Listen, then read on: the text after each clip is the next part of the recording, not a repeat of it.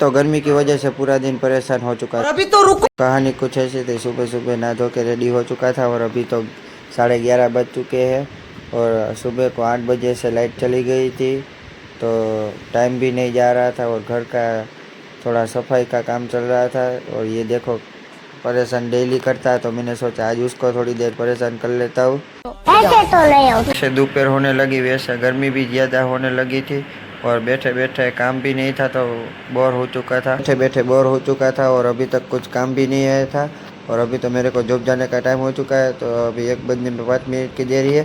तो इसका mini vlog यहीं एंड करते हैं। अगर अच्छा लगा तो यूट्यूब चैनल में जल्दी से जाओ, देखो इसका पूरा व्लॉग। तो आई चैनल को सब्सक्राइब, लाइक और कमेंट कर देना और इंस्टाग्राम में भी वीडियो आ जाएगा, तो आईडी को फॉलो, लाइक और कमेंट कर देना।